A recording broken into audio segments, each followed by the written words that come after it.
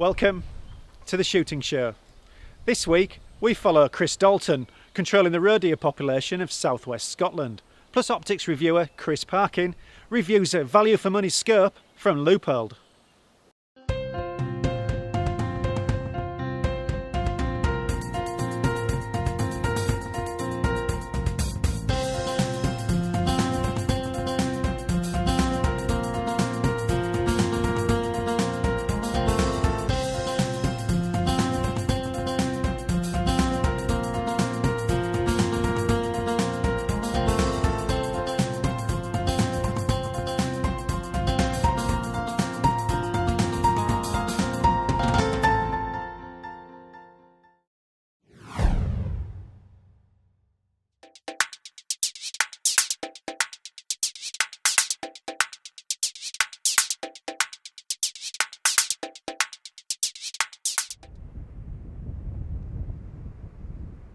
We return to South Ayrshire once again on a dark and blustery morning in mid-March.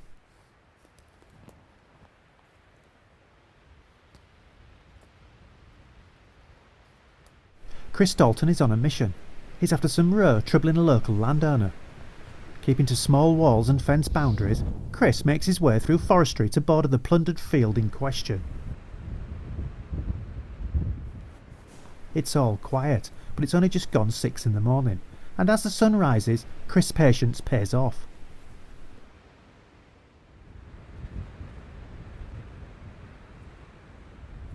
I planned work this morning. We've actually got 3 kids actually there. I thought one of those was a mature doe, but actually was 3 kids on their own, so I don't know whether... Maybe the doe's hit on the road or something? Possibly.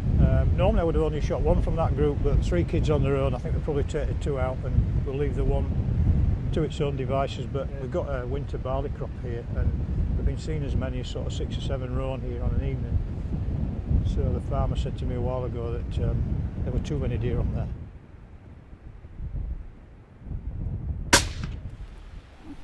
Chris clinically delivers the bullet to put the roe kid down.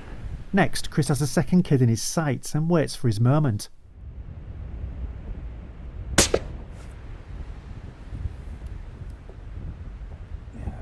going down straight through the heart shot.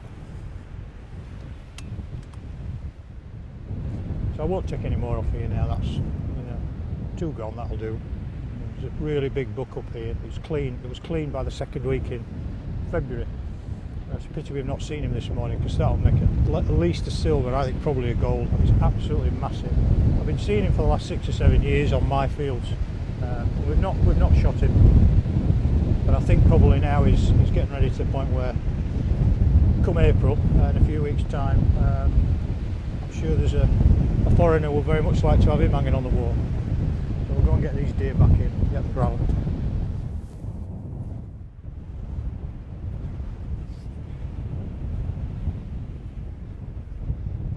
Chris then shows us what we can learn about the kill shot based on the post-shot evidence. Yeah. So that was the first shot was in the low neck, but nice clean carcass, young doe, good one to take off. What was quite interesting this morning was that again the doe wasn't present with those deer, which kind of makes me slightly suspicious as to where that is. We're just wondering, there's a road runs alongside, we're just wondering. I mean, it could still be in the wood, but it's unlikely. I'm just wondering where the doe is. So with three kids there this morning, I would have only taken one of those ordinarily, and I thought what was left was the doe and the doe kid. But when we got them running across the field, we could see again with 3 young does on their own. So, and the farmer has had a bit of a whinge about the number of deer. There were sort of 7 or 8 in here a couple of nights ago. So we've taken 2 off there now, and that's kind of job done. I'll leave them alone, and hopefully that youngster will breed. The farmer should be well pleased with the outcome. Chris removes the legs prior to the suspended gralloch, the cleanest option when in the field to avoid contamination. Okay, we've got a low brisket shot here. This is exit, massive bullet damage. It's gone in slightly higher, and I didn't compensate for shooting downhill for the proximity of the deer, which is really quite close. But really, my point of aim should have been about an inch higher, to be fair. But again, massive damage. So as you saw, the deer sort of ran, I don't know what, sort of 30 yards and then very quickly was dead. Nice young doe again. pretty good condition for the time of year. Chris then bleeds the carcass. The suspended gralloch ensures blood pulls away from the saddle and flows away from the puncture made above the breastbone. What we do is take the head off via the atlas joint, which is where the flange bone comes in. Quite tricky, but once you get the hang of it, it's just getting the knife blade underneath the point of the bone, and then that's basically taking the head off, and what you've got there is the flange that fits into that bone, and a lot of people try and cut that and you can't. It's more or less just a work with the point of the knife. And if you gralloch on a suspended gralloch like this, you can effectively take everything out with the head all intact, which makes the subsequent inspection of the carcass so much easier, because you've actually got everything hanging up. So you can actually hang that up and work an inspection. You can hear this with the bloody wind, but you can work the inspection of the organs down for a level 2 quite easily by suspending it, which can free 2 hands up.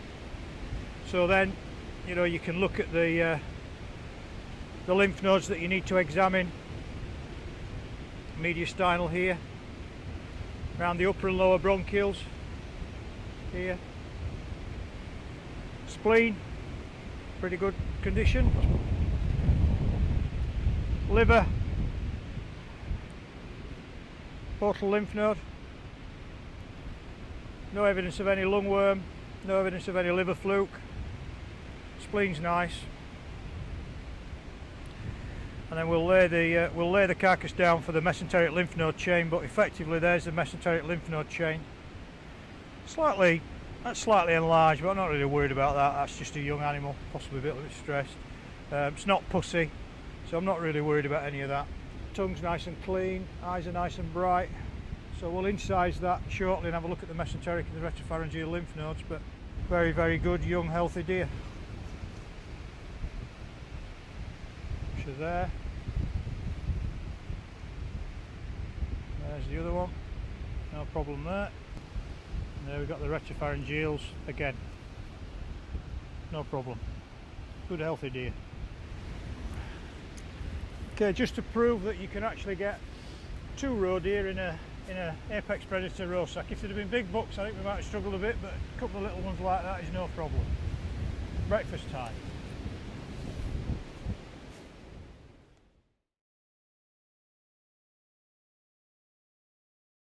Chris there finding some success at the roe. And now, the shooting show news. This is the shooting show news. Jamie Besant won 2 nerve-wracking shoot-offs to win big in the Handicap Classic. In the final at Royal Berkshire Shooting School, Jamie picked up a Rolls-Royce Silver Spirit and a cheque for £500 courtesy of Clay Shooting magazine. The other big prize of a Browning Heritage shotgun went to Dan Bishop, who hit a handicap score of 94 on the day. Game shooting has got a boost from the latest infographic published by Basque. It outlines key facts about game shooting, including the fact that 500,000 hectares of woodland and 100,000 hectares of copses are actively managed by game shoots. 430,000 people shoot game, and 97% of shot game goes into the food chain. For more game shooting news and features, don't miss iShoot, the interactive game shooting magazine. Head to ishootmag.com now. Basque and Natural England have agreed to work together on an action plan for the countryside. The plan will cover biodiversity, wildfowling, general licences, coastal access and more. Basque's Green Shoots programme will receive particular emphasis. Basque Chairman Alan Jarrett said the partnership was a significant marker in the progress of shooting and conservation, and should be welcomed by everyone who shoots. And finally, Brits narrowly missed out on the medals at the Shotgun World Cup in Cyprus. Steve Scott qualified for the double trap final in 4th place and shot his way to the bronze medal match. But he was beaten to the medal by just 1 clay. Jeremy Bird had similar fortunes in the men's skeet, shooting 15 clays of 16 in the final. But he lost 2 consecutive shoot-offs to see him slip off the podium. Get the full report in Clay Shooting magazine. That was the Shooting Show news. Hi, I'm Chris Parkin. I'm here today for the shooting show at the Carlton Moor Range at the south side of Derbyshire. I've just spent an hour on the range with this Seiko 85 in 243, testing out the new Leupold VX3 scope.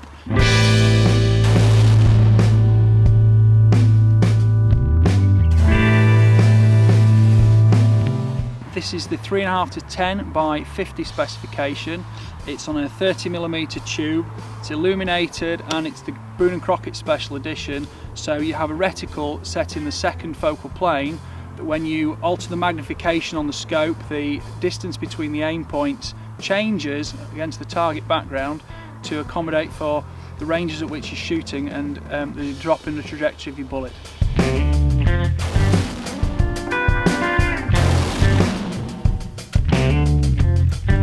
Illumination is controlled at the back on the top here. It goes from 1 to 8 and it drops off between the stages, so you can leave it off between say 7 and 8, knowing you can fully well just click it to 8 quickly for full illumination in daylight, or you could perhaps go to the other end of the equation and at night time leave it perhaps between 3 and 4 for use under the lamp. It's a fast focus eyepiece at the back for the clear reticle image, which doesn't need changing actually in use. One of the previous problems I found with Leupolds is that between high and low magnification there was quite a lot of shift in the eye relief on the scope, but I'm not finding that with this optic, which is great. The exit pupil's good, it's easily accessible, you don't need to find too much of a specific head position to get the full sight picture. Turrets are under caps, fairly simple to understand. Anti-clockwise brings the point of impact up. They're in quarter minute of angle click values, 4 clicks to the inch at 100 yards or near enough. The one-piece tube is 6061 T6 aluminium. It is argon krypton filled for full thermal shock resistance at massive temperature change in short notice, something the Americans suffer more than we do because we've only probably got a 10 or 15 degree temperature gradient over 3 months in this country. You get the best, latest quality of the black edge lenses, which give you full edge-to-edge clarity on the sight picture. There's no halo, no haze at all as you move right out to the edge of the image. The erector tube within the scope's body tube has now got 3 twin bias springs on it, and the springs are what control how the tube moves up and down against the force applied to them by the screw turrets. All the erector springs are treated with a cryogenic process of freezing and heating to maintain the spring's long-term durability. The VX3 has an extended twilight lens system with diamond coat 2 optics. It has a standard crosshair with secondary graduations and stadia on the lower arm. Being in the second focal plane, the reticle stays at absolute constant size. The image, as you zoom, becomes obviously larger and smaller. Controlling the zoom of the scope, comparatively changing the image and reticle size together, allows the gap between the centre crosshair, which is of course your 0 point, and where the bullet hits in the lower stadia, allows you to accommodate for shooting at different ranges. If you move up to the 56mm VX3Ls, you have the large 56mm lens, but it's cut with a crescent out the bottom so that it drops lower to the barrel. You can use lower scope mounts to drop the whole thing down, and it gives you a better cheek weld on a standard sporting rifle. At about £1,000, this model represents the absolute benchmark of the US market. The Leupolds have been around for a long time. The warranties are bomb-proof, the mechanics are bomb-proof, all the optics, everything about the scopes just makes them a workman's scope. With more and more brands coming to the UK, especially European optics, we forget the fact the Americans have been doing this as long as anybody, and they've been making scopes that get used in the, from icy conditions, forestry, the desert, everywhere across the US, and it's a scope for life to buy.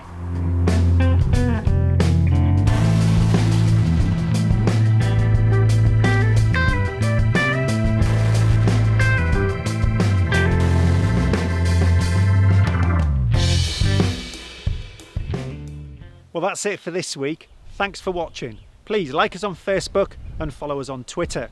And if you're not a member of BASC, it's time to join now. BASC, looking after your sport, looking after you. This has been The Shooting Show.